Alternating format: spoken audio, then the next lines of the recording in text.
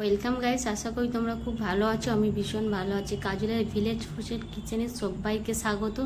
আমি কিভাবে বাটা মাছের ঝাল করি সেটা আপনাদের কাছে করে দেখাবো। তাই আপনারা সম্পূর্ণ ভিডিওটা দেখতে থাকুন না টেনে। দেখুন, বাজার থেকে আমি বাটা মাছ এনেছি, 120 টাকা করে কেজি নিয়েছে। বাটা মাছটা বেশ 4 পিস নিয়েছি, বেশি নিইনি।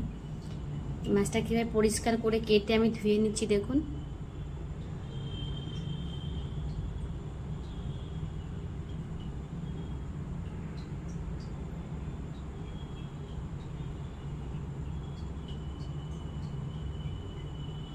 মাছটাকে আমি ভালো করে পরিষ্কার করে আর একবার করে ধুয়ে নিচ্ছি।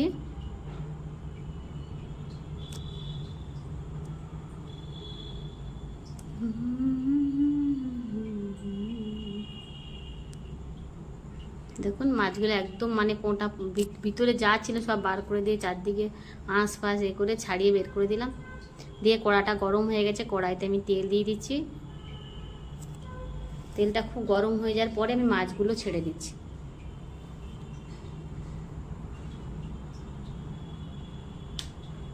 মাছগুলো এইভাবে উল্টে পাল্টে ভেজে নেব। দেখুন, মাছগুলো এরকম ভালো ভালো করে ভেজে নিচ্ছি মাছগুলোকে। আর মাছটা একটু তেলটা কড়া, এইসব মাছ তো একটু তেল কড়া হলেই দিতে হয়।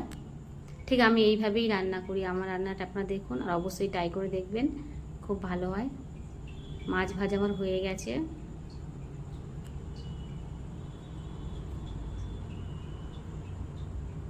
দেখুন, 5 ফোড়ন দিয়ে দিলাম, পেঁয়াজ কাঁচা লঙ্কা দিয়ে দিলাম, পেঁয়াজ কুচি দিয়ে দিলাম। এবার এটাকে ভালো করে নাড়াচাড়া করে নেব। পেঁয়াজগুলো খুব ভালো করে ভাজা হবে, তারপরে টমেটো দেব।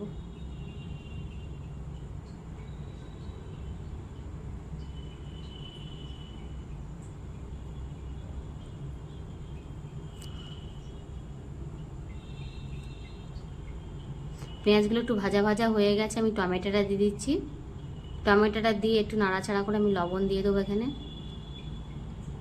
লবণটা দিয়ে ভালো করে একটু নাড়াচাড়া করে নেব।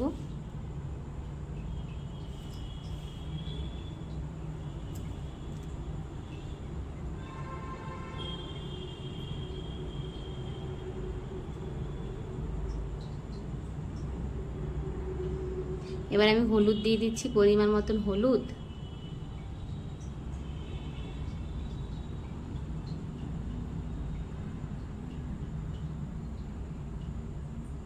একটু সামান্য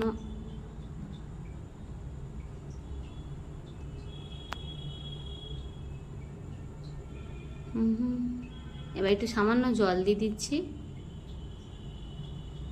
এবার ব্যাস, একেবারে ফাইনাল বেশি করে জল দিলাম। এর মধ্যে ঝালের গুঁড়ো কিছুই ইউজ করব না, কাঁচা লঙ্কার তরকারিটা ফুটে আসার পরে আমি এখানে মাছটা দিয়ে দিচ্ছি। মাছটা দিয়ে ভালো করে নাড়াচাড়া করে নেব।